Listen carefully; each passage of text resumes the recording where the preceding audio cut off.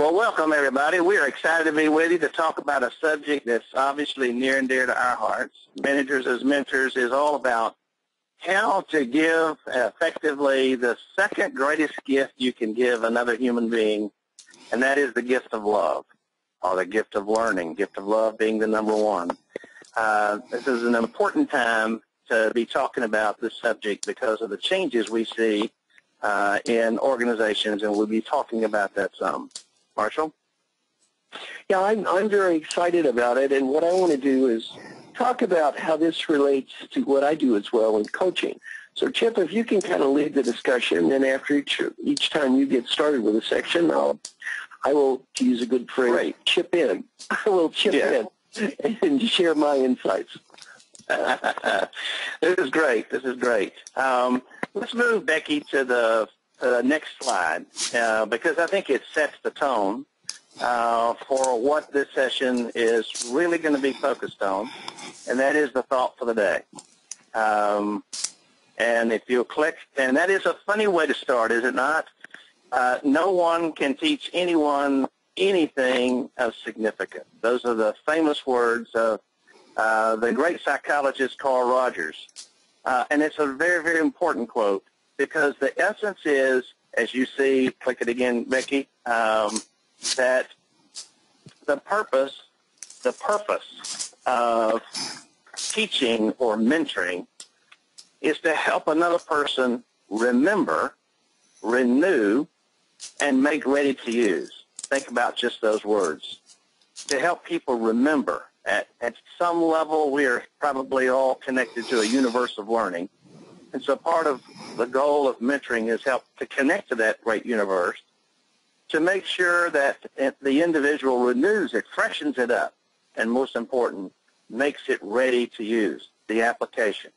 Click again, Becky, and we'll see the last part, and that is the important side that it is not about transmitting knowledge.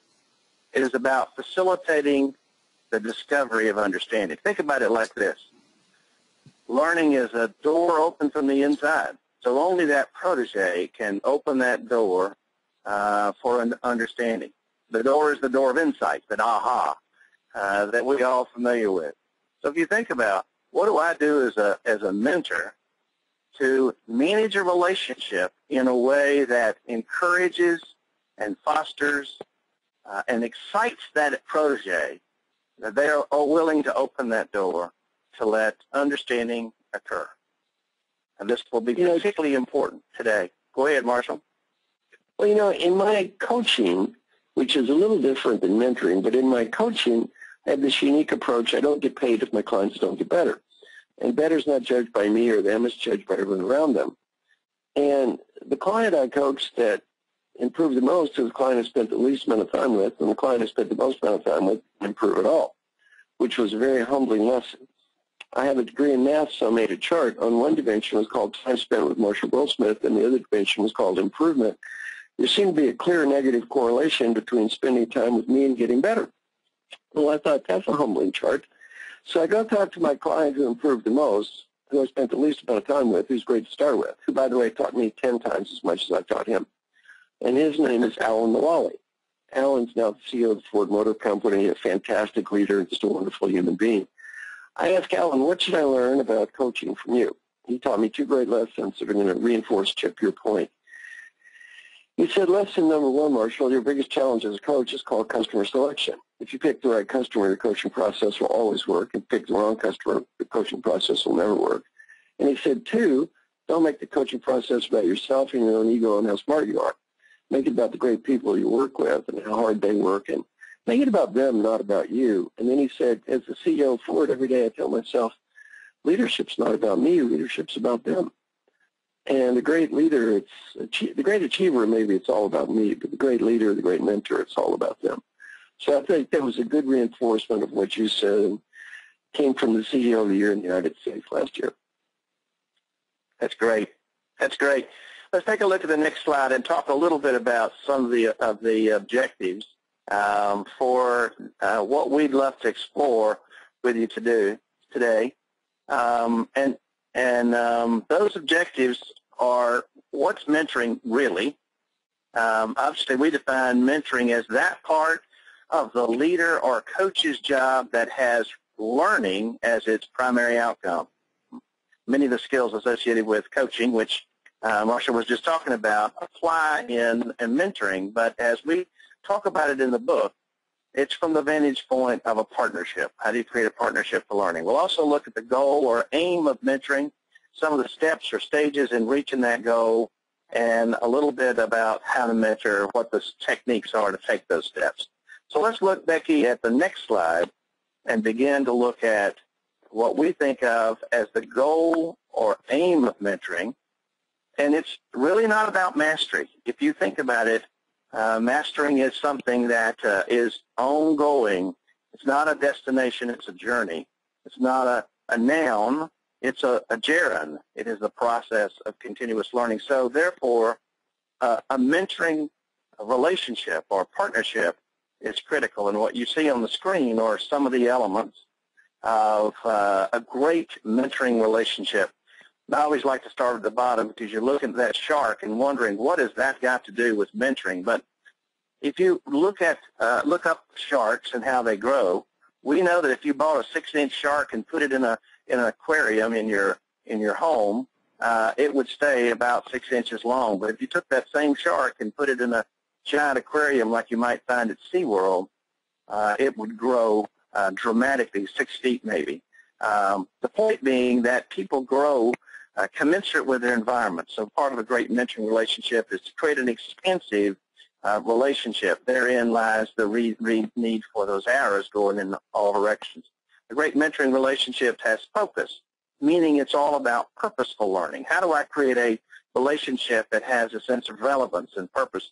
Adults learn if they sense a sense of relevance to what they're learning. It has a feeling, meaning it's anchored to the heart. We know that things that are anchored to the heart tend to be retained much longer. You know people who were in a big war and can remember intricate details but can't remember what happened last week. Family is sort of the word for partnership. How do we create a relationship, again, that's based on partnership? And partnership is so important because it creates a sense of equality, a sense of reciprocity. I'll learn with you, not teach you. And so the more that sense of partnership is present, the more the protege is interested and willing and desire to take risk and experiment all the things needed for learning. But the last piece is freedom, and that is we recognize that mentoring is not a relationship of dependence. It's one that nurtures independence. How do I create a self-directed learner? And so these are the elements that make a great mentoring relationship. Marshall? You know, the one thing I think is positive about this whole field is that it doesn't just apply at work, it all applies at home. One of the things I love about what I do is when people really start to have better relationships at work, not 100% of us, but most of us, the same things we need to work on at work are the things we need to work on at home. So really what you find yourself doing in a very positive situation is helping people have a better life. And it's not by telling them what to do, but it's really by drawing on their own best instincts. And for example, one gentleman I worked with had an anger management problem. And he ended up getting feedback from I interviewed all of his family as well as coworkers, and he got feedback that indicated that one of his kids said, and his kid was very impressive, went to Princeton. His kid said, yeah, my brother and I used to take bets on how long it would take Daddy to get angry and ruin our family vacation. Well, when the father heard that from his son, he just started crying. He said, you know, how awful is that? My own children waiting for me to ruin their vacation. And before, he'd been kind of blaming a lot of this stuff on work and the environment. But when he heard the same thing at work and then he heard the same thing at home, he looked in the mirror and said, you know what, it is me. And the real breakthrough wasn't anything I told him. The real breakthrough was what he learned from his son. Wow. That's a great story, Marshall. And so true in terms of the fact that all of what we're talking about has relevance for all walks of life. It's not just work-related. While the book focuses on the work application, principles are relevant in any relationship. Let's move, Becky, now to our next slide. This, excuse me, this slide provides sort of the whole framework that the book is wrapped around. And we'll start on the left side, and you'll see down the left side it says stages. Think about a rocket being launched. You know, it goes through various stages. And the stages that we'll look at in more detail are surrendering. That is all about how do you create a level learning field. Accepting, all about how you create a safe haven for learning. Gifting, all about how we generously give the important gifts of a mentor. And finally, extending, how do you extend the learning beyond the relationship? Again, create that self-directed learning. So let's look at the first one in a little more detail. Surrendering. Surrendering is an interesting word. It has very different meaning in the East than the West. In the West, surrendering means giving up. In the East, it means giving in. It's the opposite of controlling. And the point is that a great mentoring relationship is one that is power-free. It is how do I eliminate, as a mentor, all essence of authority from the relationship, because that's so important in helping people want to take risks. If I feel one down from my mentor, the mentor is the expert, I am the novice. The expert is the smart person, I'm not the smart person. If there's a sense of equality, I am less likely to take risk necessary for growth and learning. It's not going to be conducive to discovery, that insight that we talked about at the beginning. So surrendering is all about leveling that learning field, and humility, which is sort of our label for how do you communicate vulnerability, openness, genuineness, and passion, that excitement about learning. All of those are critical in communicating a sense of reciprocity and a sense of egalitarianism in that relationship. Marshall? I think when I work with people that I coach, humility is really a critical factor for success. You have to be willing and able to look in the mirror. You have to be willing to admit you can improve. All of my coaching clients publicly acknowledge what they're trying to improve. They don't hide from it. They don't deny the fact they have a coach. They don't deny the fact they get feedback. In fact, they publicly discuss it. And they say, you know, I feel great about this and this and this. Here's what I need to improve. And they also apologize for their mistakes, which is something I think we should all do. It's a great sign of humility. When I make a mistake, who's the best person in the world for me to blame? It would be me, not the rest of the world. And having leaders stand up and do this, I think, is critically important. I wrote an article in Fast Company magazine called Help Others Develop, Start With Yourself. And the gist of the article talks about leaders who demonstrate humility by standing up, and rather than trying to play the role of some little god who knows everything, they stand up and publicly talk about how they're trying to learn and how they're learning and getting feedback and trying to get better, and they thank people for helping them. If the leader stands up and preaches, all they teach people to do is preach. If the leader stands up and talks about how he or she learns, demonstrates humility, then they teach other people to learn and demonstrate humility as well. That is a great point. I was working with the CEO of Harley-Davidson, Rich Terlink, at that time, and Rich would start off many of his meetings with the words, here's something I screwed up on this week and what I learned from it. He wasn't, and his humility obviously contributed greatly in Harley-Davidson becoming a very renowned learning organization and highlighted in Peter Sente's book, The Fifth Discipline. Our next phase is accepting, and accepting is the sort of manifestation of Carl Rogers' great line, unconditional positive regard. How do I create a sense of acceptance because I want to foster a safe haven for learning? I want my protege or mentee to recognize this is a place that I can be, this relationship, where I can be myself, where I am valued. And two ways you see on the right side of the screen that we talk about in the book that help foster that sense of being accepted. One is curiosity. Curiosity is something that we don't experience a lot in our lives. Real curiosity. And curiosity is a demonstration of that quest for knowledge. I want to know more about you. I am really curious about you. And all the ways that we show that sense of intense listening, I call it dramatic listening. Listening in a way that doesn't just promote understanding, but promotes valuing. How do I make this person feel valued? And all the ways that we show that intense curiosity. And the other is courage. Courage is what we model as a mentor and what we foster, or as we say, encourage another person. Most of us have comfort zones, 3 sizes too small. And so part of the job of the mentor is to help that protege get outside their comfort zone and all the things that are done to say, let me support the risk-taking. That when you make a mistake, let me help you see that was an important step in the learning process. So both curiosity and courage help create an atmosphere of safety. Marshall?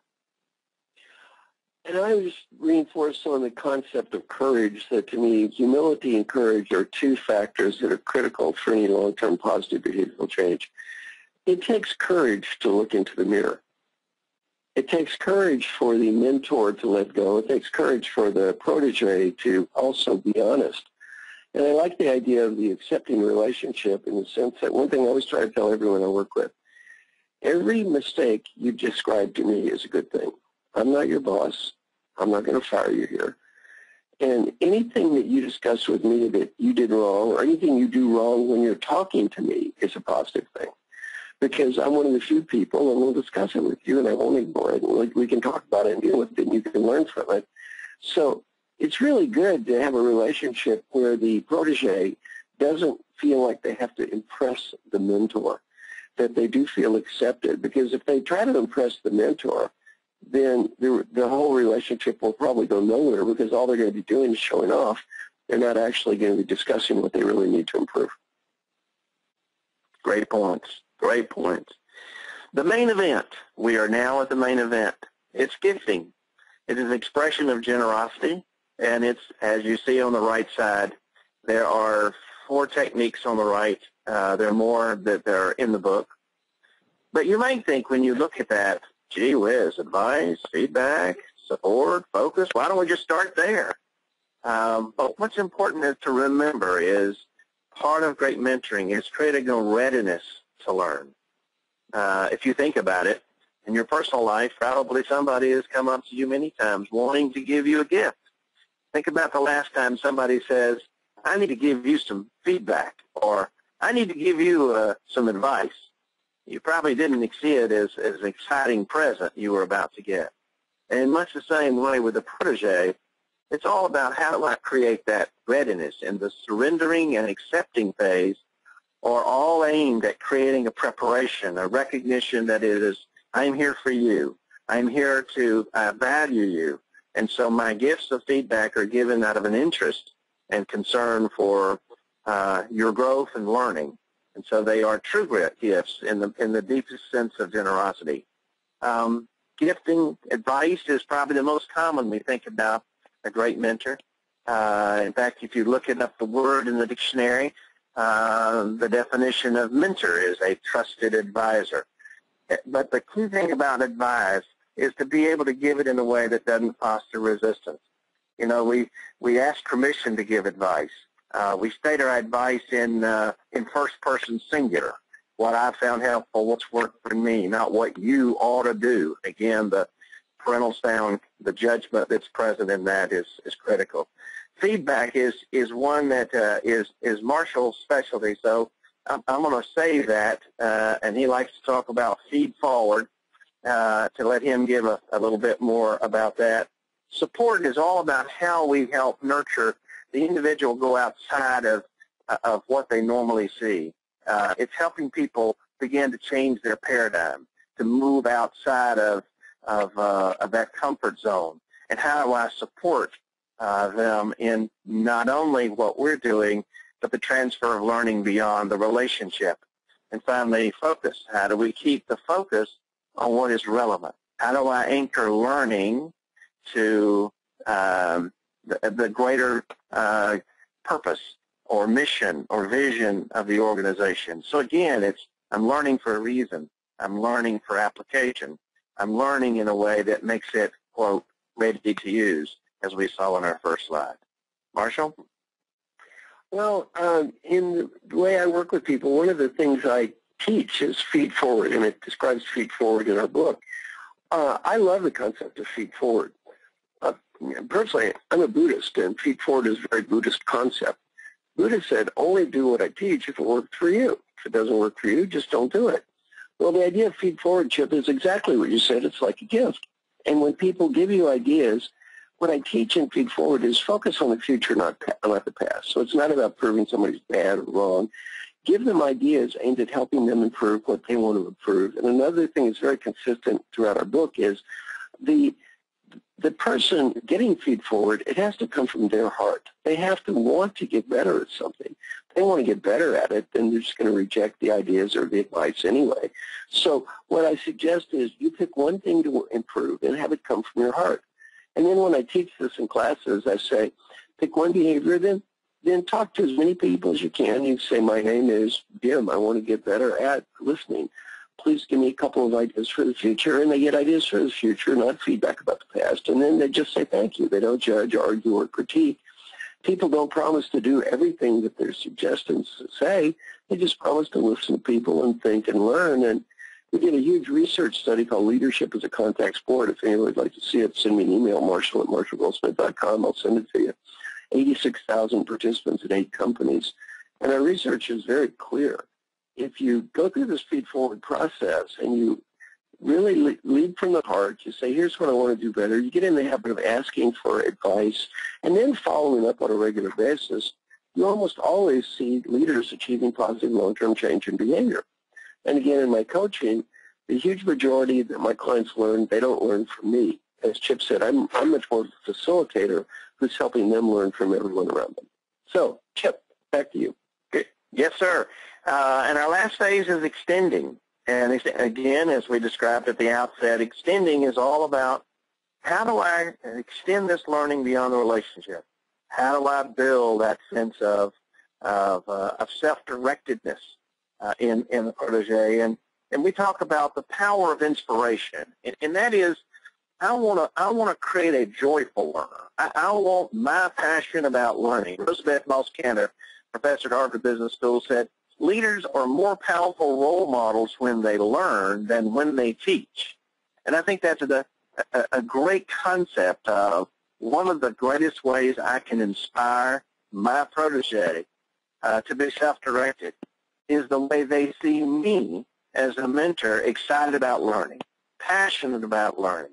And so it's all about how do it's part of how I network and beyond that relationship and help link my protege to other people from whom they could learn. It's how I praise without critique. And again, provide that sense of excitement, enthusiasm, that learning is a joy, and hopefully build that sense of independence in the protege. Marshall? And the only thing I'd add to what you said is trying not to say that's great, but, because it is amazing how frequently we do that to people. And you said, I like what you said about the praise without critique. As soon as we say that's great, but, we're better off saying nothing, because the word but just tends to eliminate whatever came before that. And it is amazing how much in life we do this. A kid comes home with a report card, 5 A's and a B. If you're not careful, what do you say, Mom and Daddy? That's great, but why'd you get the B? Well, it sort of negates the 5 A's. And it's easy to understand in theory, but it's hard in practice.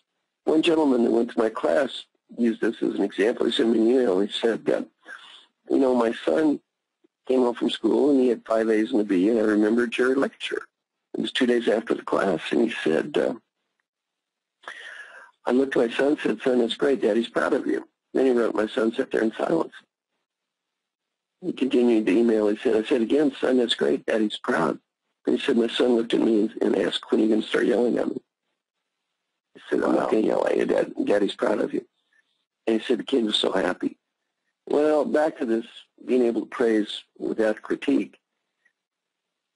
It's great to practice in a mentoring relationship. It's also great to practice at home with the people we love, with the kids, with parents. And again, a lot of these good concepts apply at work, and they also apply at home. And Chip? Yes, sir, and it keeps us competitive. Already, guys, this is sort of I'll wrap up, and then we'll open it up to questions. Artie Geis was the head of strategic planning and for Royal Dutch Shell, wrote a great book called The Living Company, in which he talks about organizations that have been alive and well longer than 200 years. And if you look, there are not that many that have survived that long. And he found that learning was a very critical part. He had a wonderful quote, and he said, your ability as an organization to learn faster than your competition may be your only competitive sustainable advantage.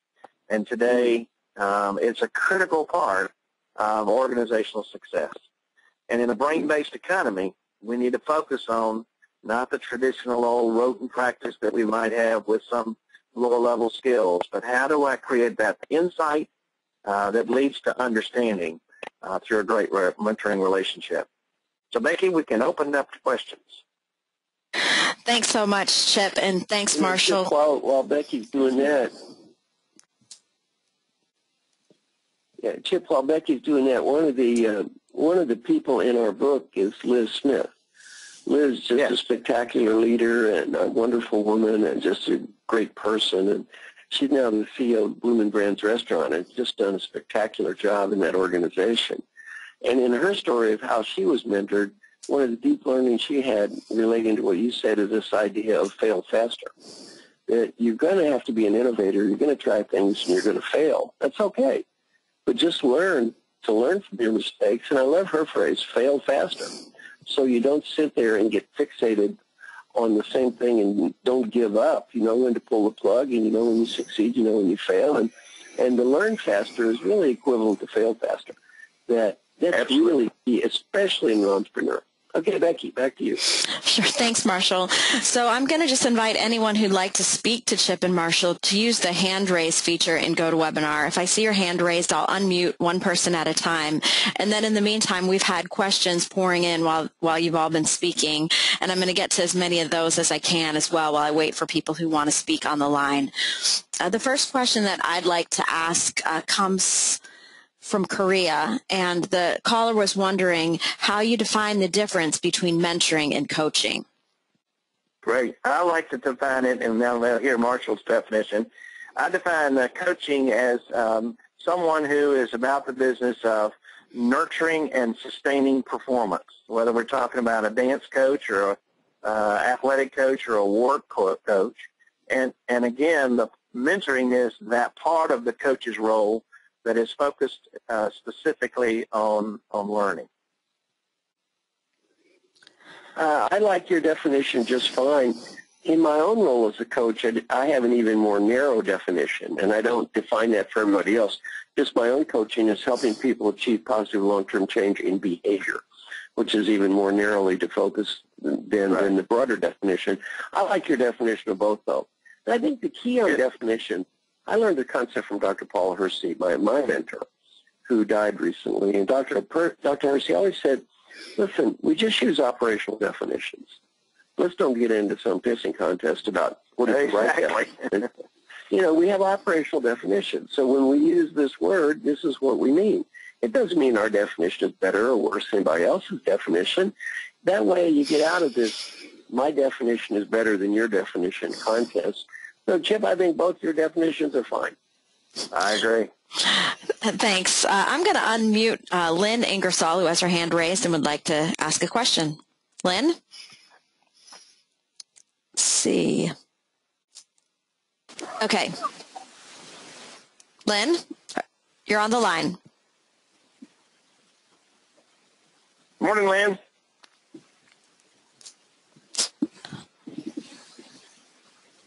Okay, well, while we're waiting for... We must have bad connections in Charlotte, North Carolina. Yeah, not sure. Well, while we're waiting, I will ask another question. Okay.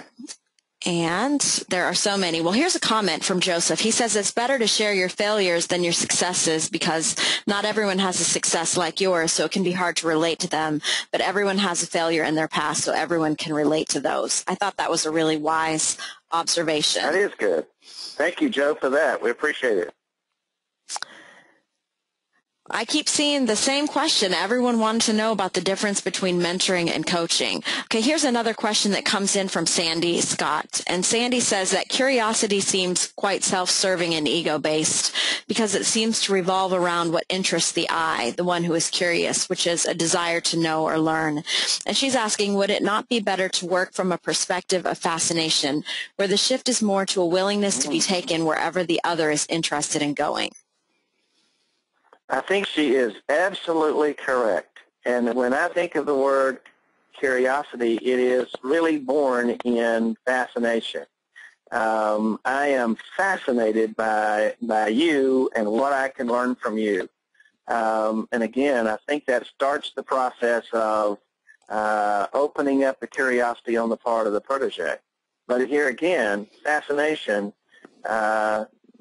is a sense of wonderment. And I think that sort of naive wonderment is the essence of real, true curiosity. It is curious as a child would be curious. Yeah, Chip, we can put that in edition number 4. There you go. I agree. Good idea. Good idea. Write that down. It'll be in the 4th edition. Yeah, write that down so I don't forget it. No, yeah, we need to give her credit, too. Thank you, Sandy. So I'm going to try to unmute Andrew. I'm not sure, Andrew, where you're calling in from, but let's give it another try. Andrew, would you like to speak to Chip and Marshall? Hi, Marshall. This is Andrew from Merck. It's great to see you in May last year. Oh, good to see you. All right, so my question is, recently I read about the concept of reverse mentoring, right? So the idea of reverse mentoring is having someone junior mentor senior, and the junior get developed by the fact that he or she mentoring someone who is much senior than them. And my question is that, does it actually work? And have you seen it actually work? And do you really recommend this type of reverse mentoring approach? I think it can work, and it has worked in some situations. The key variable, I think, is the ego of the senior person in the relationship. If they, to use Chip's terms, want to learn or fascinated with learning or curious, and they really focus on getting better, and they see this as a learning opportunity that can work both ways, the reverse mentoring could be very positive. On the other hand, if it is seen as a judging thing where they're really judging the junior person and it's kind of a trick, then it could do far more harm than good. So I would say I love the concept though, because I think that in many cases, especially with changing technology, young people know more than their bosses. Peter Drucker said, the leader of the past knew how to tell, the leader of the future will know how to ask. And Peter Drucker taught me the value of the concept of a knowledge worker. A knowledge worker is someone who knows more about what they're doing than you do. Well, most people who are bosses today manage knowledge workers. They know more about what they're doing than we do. So we basically have to ask, listen, and learn. So I love the concept. It's a great theory. Does it always work? No. Can it work? Yes. So anyway, those would be all my answers. Chip, what do you think? Well, actually, we have a piece in the book about it as well. There is a section that we call mentoring in precarious situations and precarious conditions. And part of it is, how do I do peer mentoring when I'm mentoring a peer? What if I'm mentoring my boss? How do we do that? And what if I'm mentoring someone who's superior in terms of level in the organization? So it is. I think it's, I would agree, it's growing. I can imagine some young individual in IT actually being the mentor of the CEO in cloud computing or some technology that would be critical. And so how the principles, I think, would be the same, their application would be unique. And we do have some things to book about it. All right. Thank you for your response. Thanks. Nice to hear from you here. Thank you. I'm going to ask another question from the question boxes while I get ready to unmute someone else's phone. And I have a question here from Jean, and she wants to know what can cause absorption challenges from the learner coachee, and what can cause resistance to take advice. Well, I'll take the resistance to take advice first, because I think that contributes to the absorption issue as well. Most of the time when if you think in our own lives about someone giving us advice and resistance occurs, it is out of the perception that they're being coerced or controlled. I like to think we all have authority hang-ups of varying degrees, and so we sometimes react negatively when we think someone's laying it on us, and that's why if you give advice, and again, ask permission to give advice, first of all, and that doesn't sound like, may I have your permission to give you advice? It sounds like, I've got some ideas that might be helpful, if that'd be useful to you. Advice by definition is optional. You can take it or leave it. It's not like a directive. And then again, the way you state your advice, keeping it in first person singular, as opposed to what you should do, I think helps minimize the perception on the part of the protege that it would be seen as you're laying it on me, you're controlling me, you're telling me what to do, and therefore hopefully reduce the potential for resistance. Now, the second part of the question was what? Because the first part was what you dealt with, resistance. What was the second part again, Chip? Absorption. And the challenges of absorption. Right. Yeah, let me talk about that one. I've done research with tens of thousands of people been in my classes, and I actually measured, do they do what I teach, and do they get better? And the people that do the kind of stuff that we're talking about get better, and the people that don't get better, according to the people who work with them. Why don't people do this stuff? Back to absorption. To me, it's not because they're mean, evil, stupid, or bad. The biggest reason, my biggest client years ago was Johnson & Johnson, a wonderful company. I worked with their top 2,000 leaders. I taught a class. At the end of the class, 98% of the people said, "I'll do what Marshall just taught me." A year later, 70% had done something, and 30% had done zero. I'm not ashamed of these numbers. 70% of 2,000 people is 1,400 people getting evaluated by 10 coworkers each. So 14,000 people get better. That's pretty good. I got to interview the people that did nothing and said, "Why'd you do nothing? Why was the absorption rate zero?" It had nothing to do with ethics, values, or integrity. They won an award that year. Most ethical company in the world. They're good people. Everybody listening is a good person, and most people are. They're smart people. You know, I'm sure all the listeners are smart people. Why don't we do what we know we should do? Why don't we absorb this stuff and make it happen? The big answer had to do with the dream. It sounds like this. You know, I'm incredibly busy right now. Given pressures of work and home and new technology that follows me everywhere, and emails and voicemails and global competition, I'm about as busy as I ever have. But, you know, I'm working on some very unique and special projects, and I think the worst of this is going to be over in 3 or 4 months. And after that, I'm going to take 2 or 3 weeks and get organized and spend some time with the family and begin my new Healthy Life program. And I'm going to do all these good things I've been thinking about, and everything's going to be different, and it won't be crazy anymore.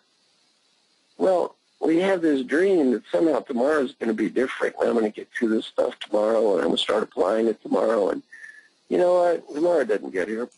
Tomorrow is going to be just as crazy as today. And I think, and I just speak for myself, absorption is not easy for me. I got to have a lot of help. I have somebody call me up on the phone every day to help keep stuff in my head. A guy named Andrew keeps stuff in my head. Well, it's not because I'm stupid. It's because I'm busy, and I need help. So that hopefully was a little bit useful in your answer, your question about absorption. Okay, Becky. I'm going to unmute the line for Nassim and give you a chance to talk to Chip and Marshall.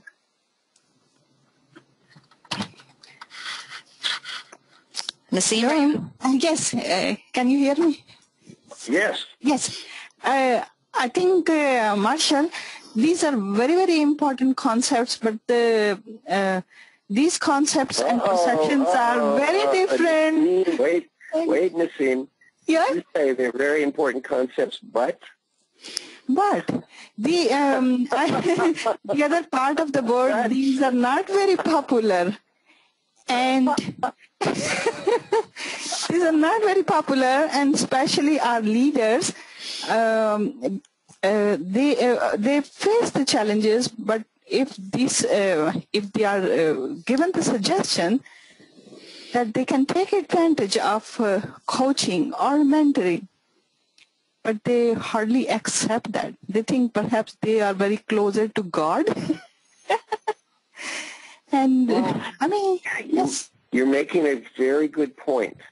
And Thank you. One thing Thank you. is, I think this is very hard for people. Yeah. Is making peace with what we can change and what we can't change. Yeah. In my coaching, I've given up on trying to save people that don't care.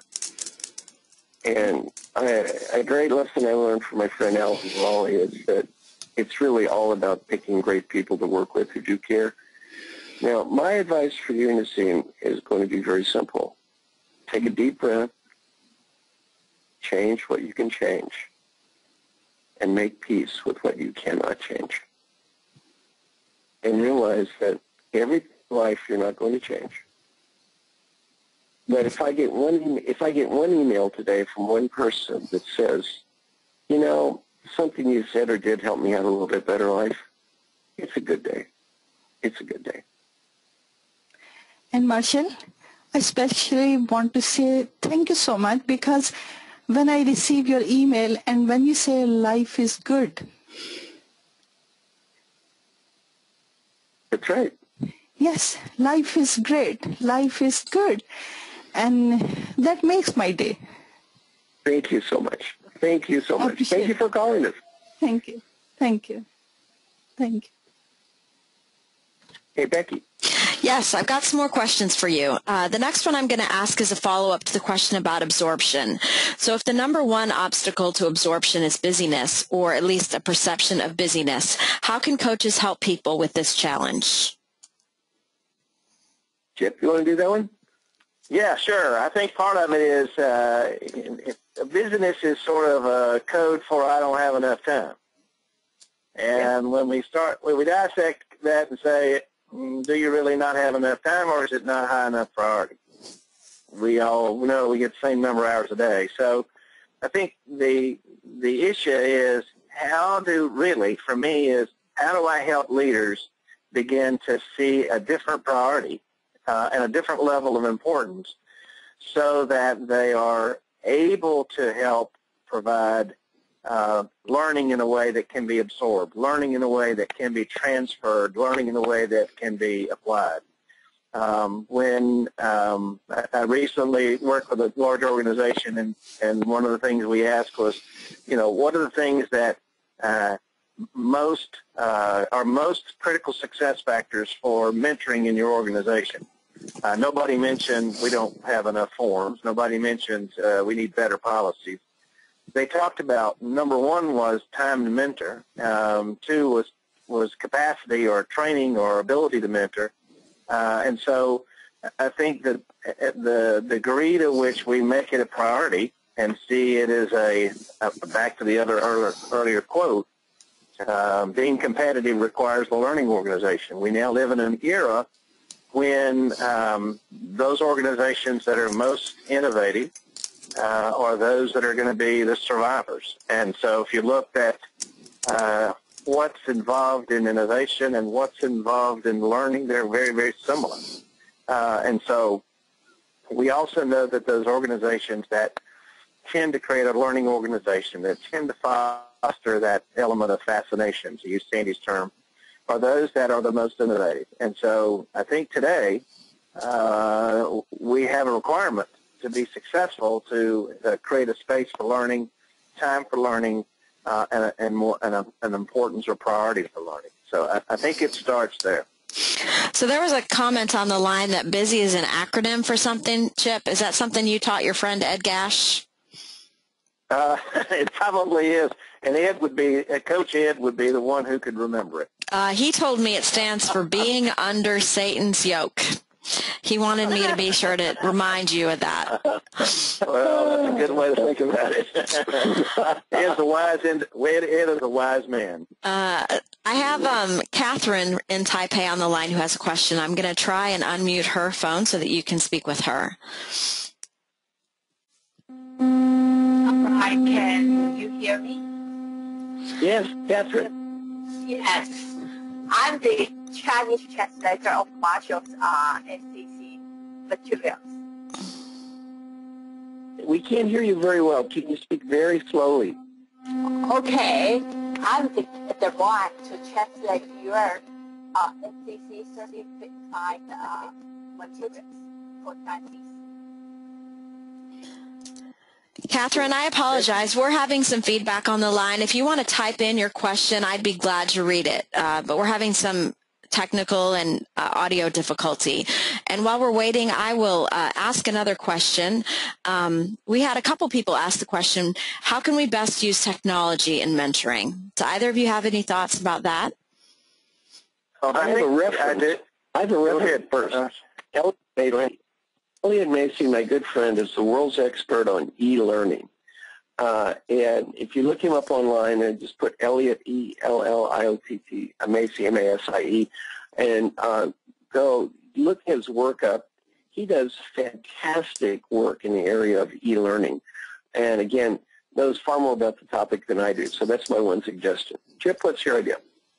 My idea is that where we're going with all this may lead us into calligraphy. There's some interesting research done. You remember when we used to have computers that did therapy? Well, I think we're going to be seeing more and more in the world of calligraphy as a way to communicate learning in a way that I'm physically somewhat there, principally as they're talking to me. I think that's a great opportunity. Obviously, there's a big challenge, and we do have a section in the book about what do I do when e-learning is one of my technology is my critical tool, because I'm in Atlanta, Georgia, and my protege is in Singapore. Now what do I do? Or my protege is on the third shift or working out of their home. And so I think we're going to have to get very good at using new ways to create a learning and relationship that simulates being there live. Skype is obviously one example, but I think it's just emerging. But it's going to grow in its importance as we find more global application to mentoring. Thanks for that, Chip, and to you, Marshall, as well. Here's another question that came in from Frank Wagner. He wants to know how a mentoring relationship gets started and what the first steps might be. Chip, what do you think?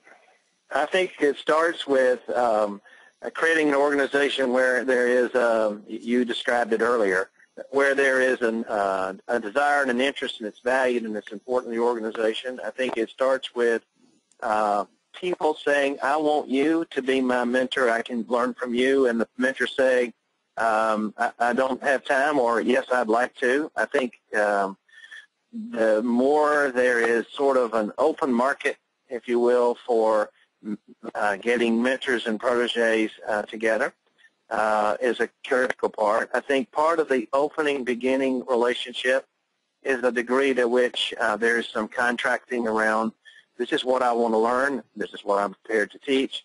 Let's talk about in our relationship, how is it going, what are your goals, what are my goals as your mentor, what do we anticipate as the opportunities and threats to our relationship, what happens do we do if it doesn't work, et cetera.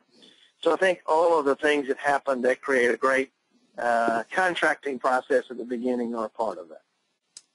You know, Frank is an old friend of mine and a great coach. Frank, my advice on this one is probably companies, I think, are going out of their way sometimes to encourage mentoring with varying degrees of success. What I would say is I try to encourage people to do is don't expect it to work for everybody. And you're better off having fewer mentoring relationships that are deeper and actually work than just having a lot of mentoring relationships that are more shallow and superficial where you're just counting numbers. And one of the challenges with any, quote, corporate program is it gets into sort of a number counting exercise where you're actually counting how many people have mentors and all that stuff, as opposed to a depth exercise, which focuses on, does this matter? Is it making a really positive difference? So I would say it's great for organizations to encourage it. I wouldn't look at the success or failure as a counting process of how many hours people spent and how many mentors they had, but more as an impact process of, is it making a difference in people's lives? And if so, it could be structured in a way that doesn't have a very big downside for corporations, but has a good upside. So, great question. Becky. Yes. You know, someone had an observation that I just wanted to read. I thought it was really important. Peter Murphy said that he really appreciated the comment on how hard it is to make peace with the things we can't change, and was just mentioning that it's great to hear even experts find that to be challenging. So I thought that was a really nice observation. Another question, another question that had come in is, you know, what are some potential problems that could come up in mentoring or challenges, and how can we prepare for those?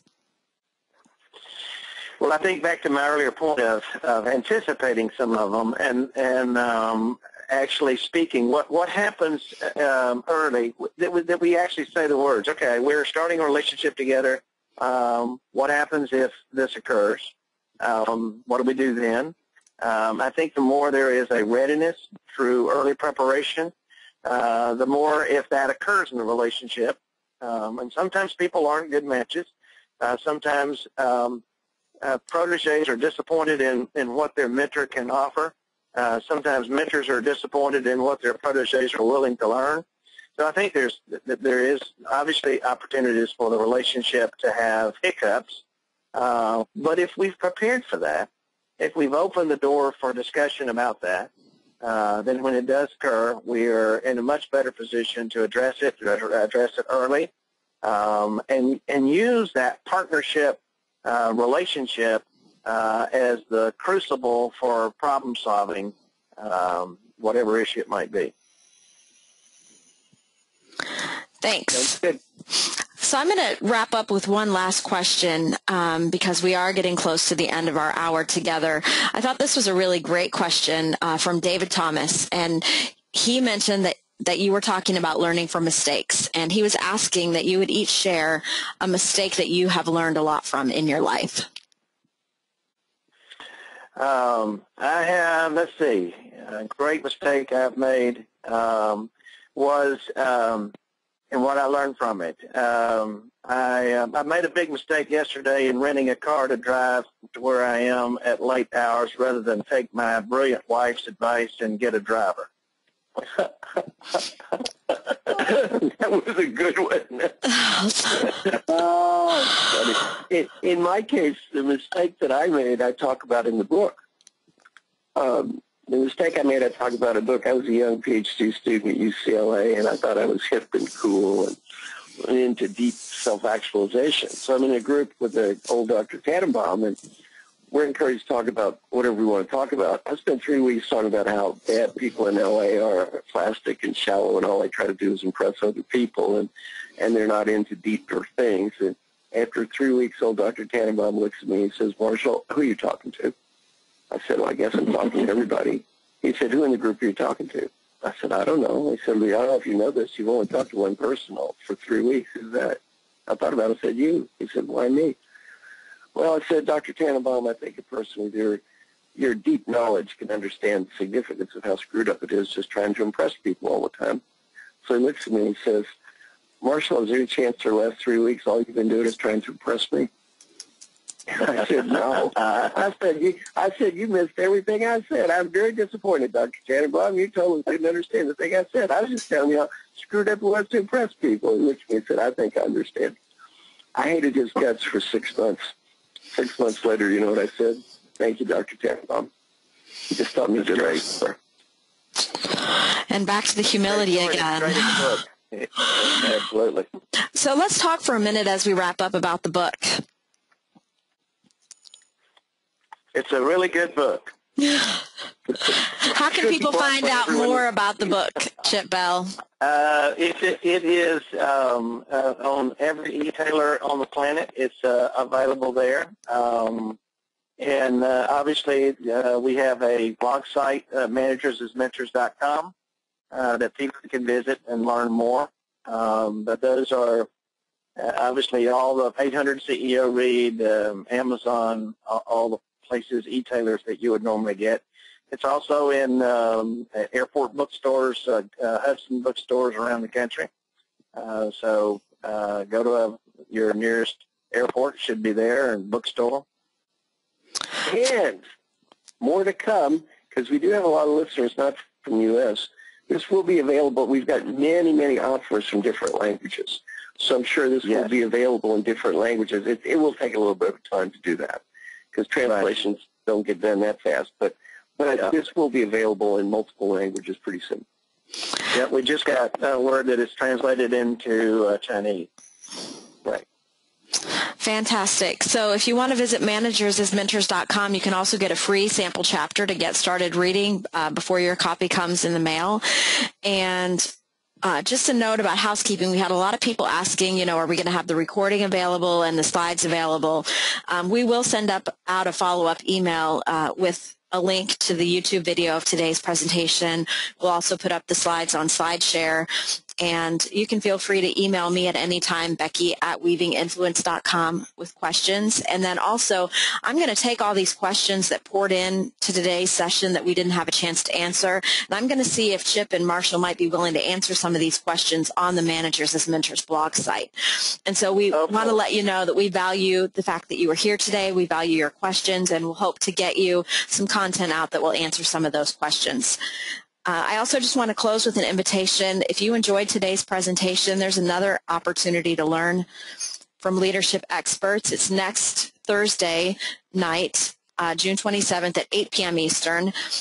So we have a group of authors: Bill Treasurer, the author of a book called Leaders Open Doors; Jennifer Kahnweiler, the author of a book called Quiet Influence; Vicki Halsey from the Ken Blanchard Organization and an author; and Chip Bell, Stephen Snyder, and Jessie Lynn Stoner.